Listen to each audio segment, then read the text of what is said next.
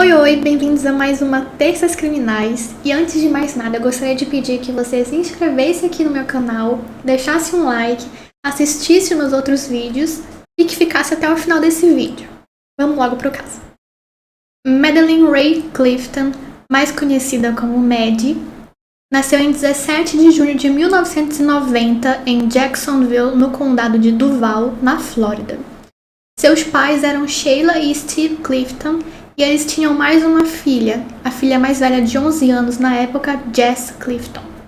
Jacksonville na época tinha por volta de 740 mil habitantes e até hoje é a cidade mais populosa da Flórida, mas mesmo assim vocês sabem que nos Estados Unidos eles têm todo aquele senso de comunidade e pelo menos no bairro em que você mora, você sabe quem são seus vizinhos ali, todo mundo se conhece.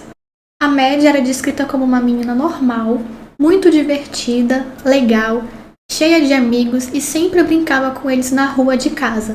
Era uma liberdade que os pais davam a ela, até pelo fato deles saberem com quem ela brincava e essa coisa toda, já que ela brincava na rua ali com seus amigos. Mas não tem como a gente conhecer a realidade de todo mundo, não tem como a gente saber exatamente quem é todo mundo. E ali na rua da Maddie vivia uma outra pessoa que era o seu vizinho da frente. Era um garoto chamado Joshua Earl Phillips. Joshua nasceu em 17 de março de 1984 na Pensilvânia e tinha apenas 14 anos na época. Seu pai era Steve Phillips, que era um pai alcoólatra, agressivo e deu uma criação extremamente restrita a Joshua. E sua mãe era Melissa Phillips, que também acabava sendo refém de Steve. A família Phillips era uma família ativa ali na comunidade, todo mundo os conhecia. O Joshua era descrito como um garoto quieto, de poucos amigos, na dele, mas que também ele gostava de zombar um pouco das crianças mais novas. E eu até vi também que algumas pessoas o descreviam como uma pessoa que às vezes cheirava um pouco mal. Bom, o pai do Joshua era muito firme com ele, muito agressivo, muito restrito.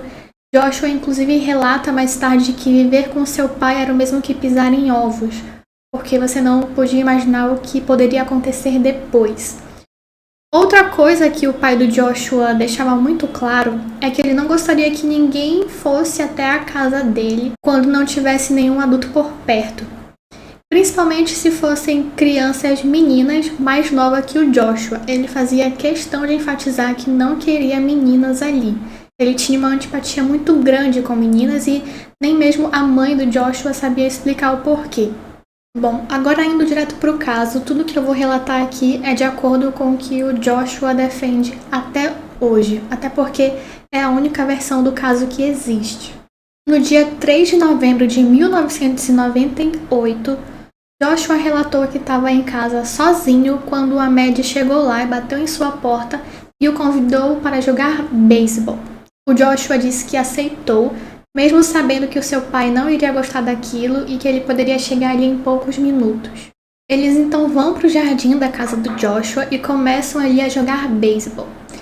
Segundo Joshua, a Maddie havia arremessado a bola em direção a ele e ele havia rebatido com um taco de beisebol.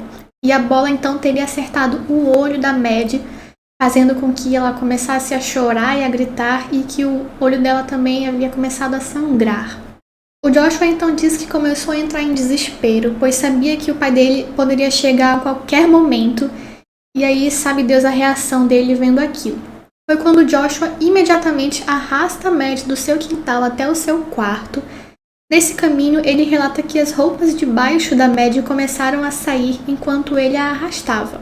Chegando ali no quarto do Joshua, ele relata que bateu por 3 vezes na cabeça da Maddie para fazer com que ela parasse de chorar. Então, ela ficou atordoada, claro. Aí ele tem a brilhante ideia de esconder a Maddie dentro do colchão de água dele. Ele abriu um buraco dentro do colchão dele e enfiou a Maddie lá dentro. Isso era pelo período da tarde, ali no final da tarde. Então o pai do Joshua chega, eles conversam ali normalmente, falar com o pai que acabou de chegar. Então o Joshua volta para o quarto dele de novo. Ele começa a ouvir uns gemidos da Maddie, ela ainda estava viva. Então ele retira ela de dentro desse colchão, corta a garganta da Mad e desfere 7 facadas no peito dela. Isso mesmo. E então ele a põe de volta no colchão e a deixa lá simplesmente tranquilíssima. Tudo isso para não levar um esporro do pai, então ele achou que o ideal mesmo seria matar.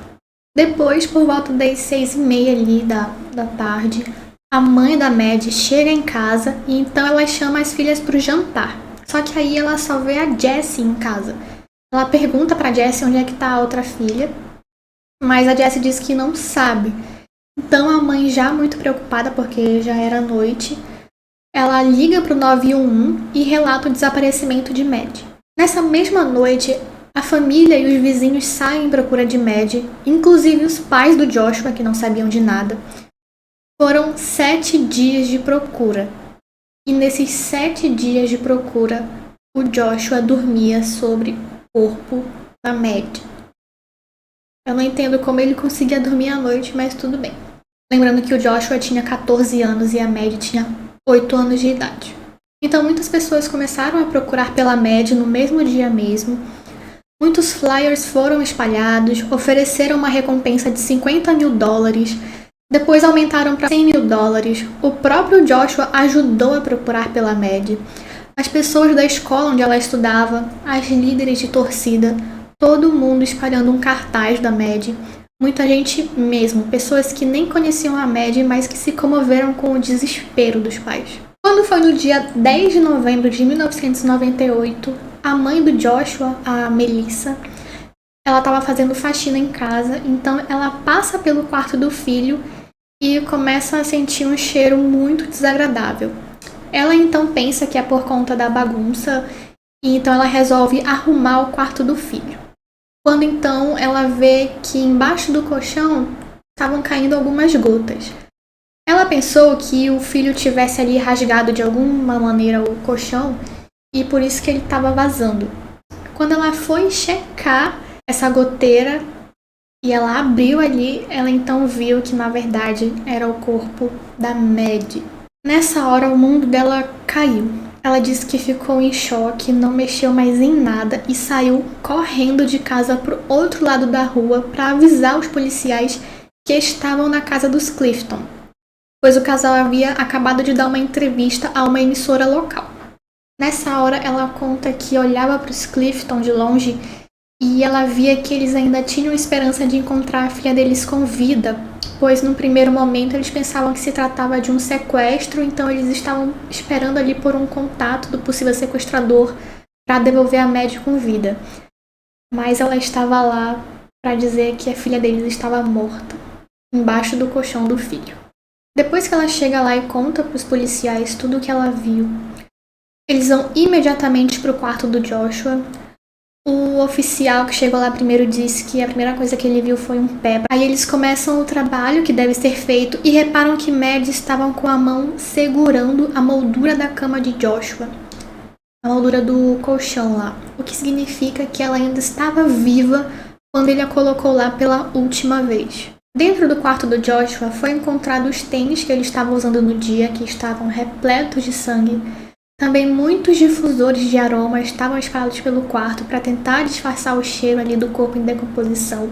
Eles também encontraram próximo ao corpo da Mad a calcinha e os shorts que ela usava, mas já adiantando, nenhum sinal de abuso foi constatado. O xerife então faz ali uma conferência avisando que o corpo da Mad havia sido encontrado.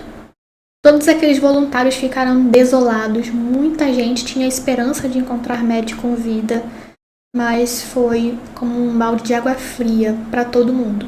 No mesmo dia, o Joshua é buscado na escola pelos policiais, é interrogado e poucas horas depois ele admite tudo o que fez e como fez, do jeito que eu contei aqui para vocês.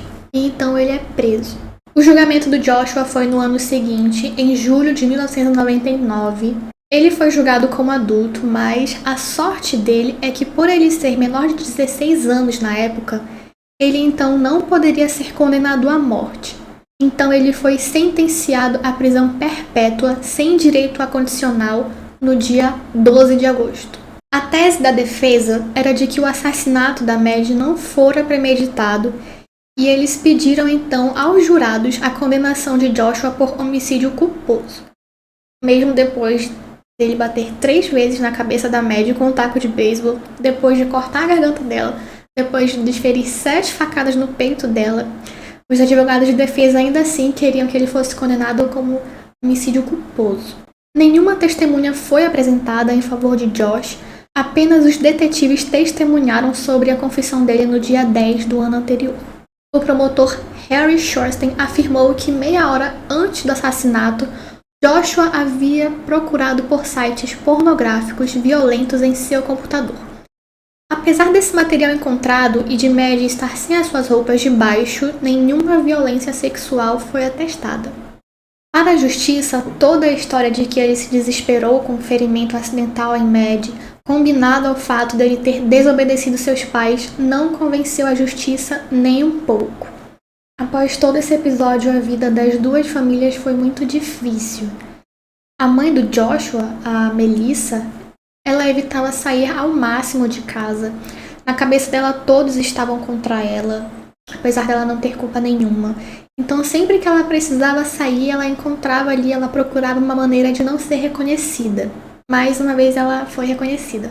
Ela disse que estava numa igreja, e então uma pessoa do lado dela a reconheceu e perguntou para ela se ela era a mãe do Joshua. Ela disse que pensou em mentir, mas como ela estava na igreja, ela então afirmou que era ela sim, e ela disse que já estava ali preparada para algum tipo de retaliação, quando na verdade a pessoa pegou ali na mão dela e abraçou-a. A Jessie, que era a irmã da Maddie, ela também conta que ela percebia que a Melissa também havia tido uma perda. Ela dizia que uma perda é uma perda. Ela perdeu a irmã e a Melissa perdeu um filho. Então, ela tratava a Melissa com muita empatia, porque ela não queria que a Melissa sentisse essa culpa que não é dela. A Melissa, então, começou a mandar cartões de Natal todos os anos para a família de Jessie. Muitas coisas mudaram. Tempos depois, não se sabe exatamente, o pai do Joshua morreu em um acidente de carro. Steve e Sheila Clifton se divorciaram depois de 25 anos de casamento. A morte da Maddie fez os dois lidarem com o luto de uma maneira muito diferente. Sheila Clifton, mãe da Maddie, se mudou para a casa da mãe no mesmo bairro, mas longe da casa dos Phillips. Ela mora em McLean, que é bem próximo de Jacksonville até hoje. Steven Clifton saiu de casa apenas em 2018. Jessie ainda mora lá, pois para ela é uma casa com memórias fantásticas que foram feitas antes de 1998. Então ela está lá no processo de comprá-la para si. Em junho de 2017, Joshua foi autorizado a enfrentar um novo ressentenciamento. Foi uma decisão da Suprema Corte de 2012 que decidiu que era inconstitucional condenar um jovem à prisão perpétua sem a chance de condicional. Antes dessa nova audiência, Joshua disse que gostaria de uma segunda chance, mas que não sabia se merecia alguma. Segundo ele, talvez ele devesse morrer na prisão. Em uma entrevista, quando perguntado o porquê de matar Maddie, ele simplesmente disse, não sei. Bom, a audiência aconteceu e Phillips foi condenado à prisão perpétua pela segunda vez. Mas, em 2023, Phillips será elegível para um novo julgamento de ressentenciamento. Bom, gente, esse foi o caso de hoje. Eu espero que vocês tenham gostado. Eu gostaria de saber aqui qual a opinião de vocês sobre esse caso. Se você concorda que adolescentes ou crianças devam ser julgados como adultos. Gostaria muito de saber o que você pensa a respeito disso. Não esquece de dar o joinha e compartilhar com um amigo. Eu te vejo na próxima. Tchau!